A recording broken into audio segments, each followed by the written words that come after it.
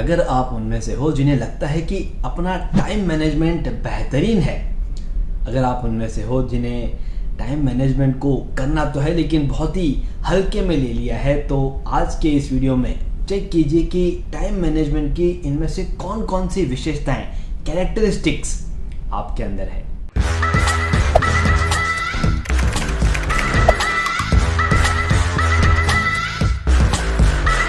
Hello दोस्तों, मैं आपका टाइम मैनेजमेंट लाइफ कोच अखिल बाहेती।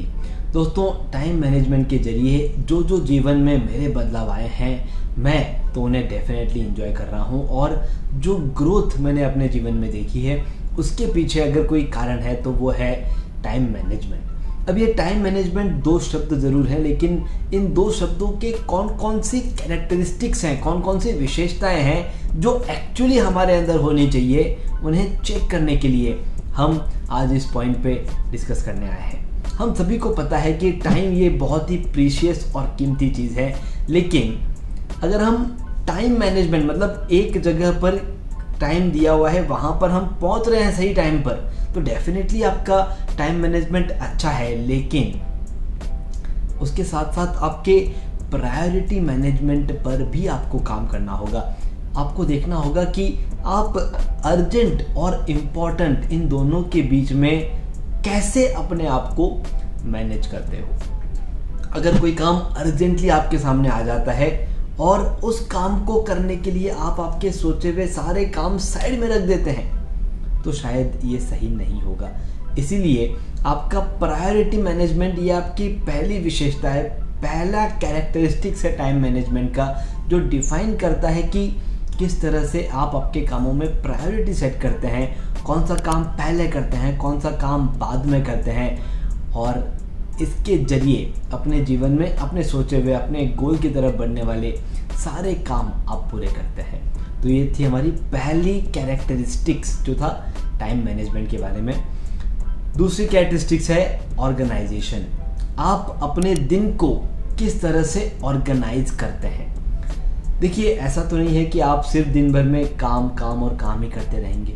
आपके दिन में वो सारे काम होंगे जो कहीं ना कहीं आपको एक फैमिली पर्सन बनाता है, आपको एक इंसान बनाता है, आपको एक फ्रेंड बनाता है। जो भी अलग अलग रोल आप दिन भर में निभाते हैं, वो सारे के सारे रोल निभाने के लिए आपको अपने आप को ऑर्गेनाइज करना होगा। और वो आप कैसे करते हैं, कौन कौन से टूल्स का इस्तेमाल करते हैं टाइम मैनेजमेंट के, जैसे to do list, task list, इस तरह की कोई टूल का आप इस्तेमाल करते हैं।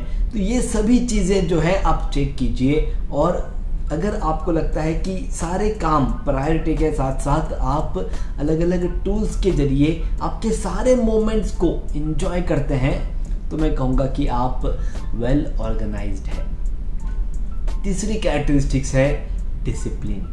आप कितने डिसिप्लिन्ड हो अपने एक्शंस में और अपने कमिटमेंट्स में, ये आपका टाइम मैनेजमेंट डिफाइन करता है। हम बहुत बार बातों में कमिटमेंट दे देते हैं कि ये काम कल हो जाएगा, इस काम को मैं परसों कर दूंगा, ये काम इस दिन हो जाएगा। ये कमिटमेंट देना, क्या इसमें कोई प्रेशर है, क्या इसमें कोई चैलेंज है? बिल्कुल नहीं। हम आसानी से अपने कमिटमेंट शेयर कर देते हैं कि हाँ, ये काम इस दिन ऐसे ऐसे हो जाएगा। लेकिन दोस्तों, दिक्कत तब आती है जब इन कमिटमेंट्स को पूरा नहीं किया जाता, उसके लिए आप एक्शंस नहीं लेते। तो जिन टूल्स की मैं बात कर रहा था, उन टूल्स को अपने कमिटमेंट के साथ, अपने एक्शंस के साथ मर्ज करना ज़रूरी है, जिससे आप कितने डिसिप्लिन हो ये समझ में आएगा, और वो आपके टाइम मैनेजमेंट कैरेक्टरिस्टिक्स को डिफाइन करेगा।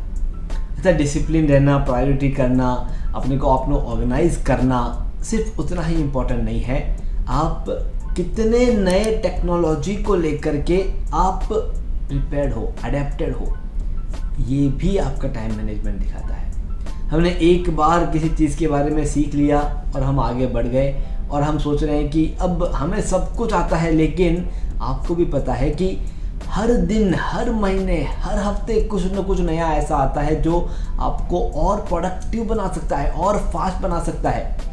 अगर आप उन टेक्नोलॉजी पर डिपेंडेंट नहीं हो, आप उन टेक्नोलॉजी को अडेप्ट नहीं कर रहे हो, तो एक साल बाद जो आपके साथ अभी चल रहे हैं वो कई गुना आगे चले जाएंगे, और आप तब कहेंगे, अरे मैं तो बहुत अच्छा टाइम मैनेज कर रहा था, लेकिन मैं तो वहीं का वहीं रह गया। तो ये है टेक्नोलॉजी को अडेप्ट करना। इसी के साथ साथ अपने एनर्जी रिदम पर भी आपको काम करना होता है। दोस्तों, हमारी जो एनर्जी होती है वो सुबह से लेके शाम तक एक वेव्स की तरह ऊपर नीचे होती रहती है। आप जब सुबह उठते हैं तो रात की नींद की वजह से आपकी एनर्जी बहुत हाई रहती है, फिर धीरे धीरे वो डाउन होते हैं। फिर आप कुछ खाते हो, ऐसा कुछ खाते हो जिससे एनर्जी गेन होती है तो वो बढ़ती है।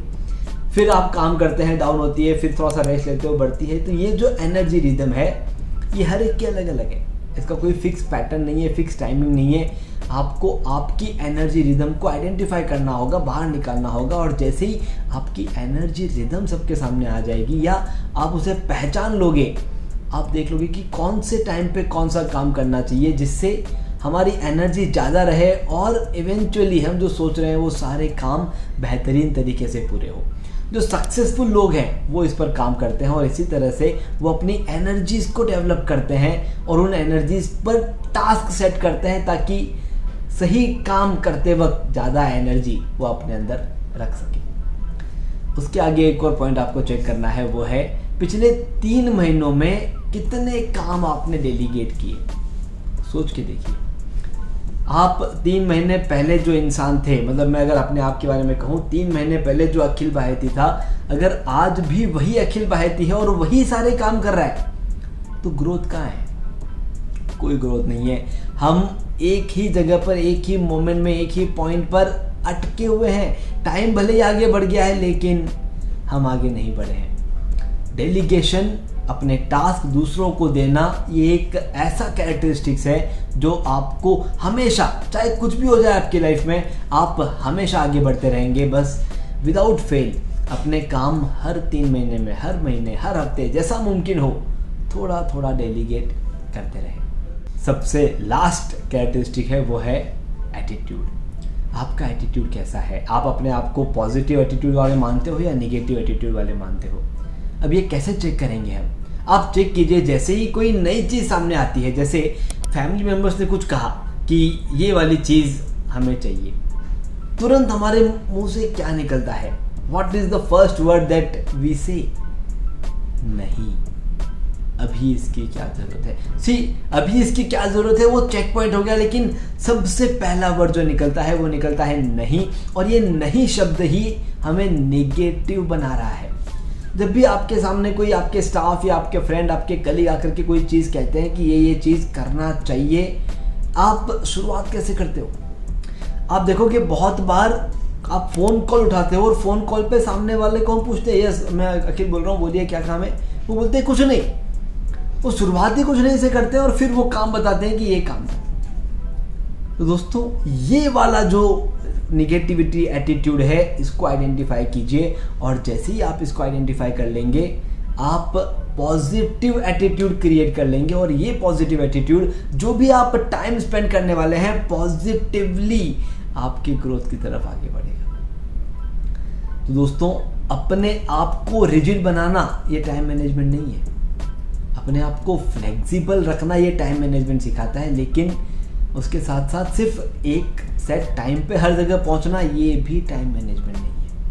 तो टाइम मैनेजमेंट के अलग अलग कैरेक्टरिस्टिक्स मैंने अभी आपके सामने रखे हैं।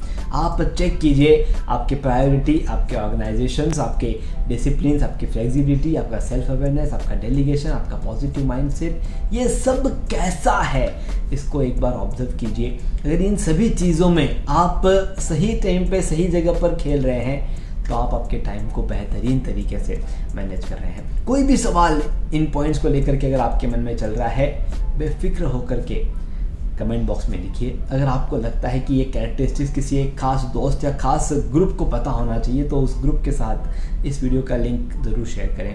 अगर अभी तक आपने हमारे चैनल को सब्सक्राइब नहीं किया है, सब्सक्राइब ज़रूर करें, और अगर पसंद आया है तो लाइक पे ज़रूर क्लिक करें। ये सभी चीज़ें हमें आपके साथ बेहतरीन तरीके से कनेक्ट रहने में मदद करती है। Thank you very much. मैं आपका time management life coach Akhil Baheti, author of best selling book समय नहीं है।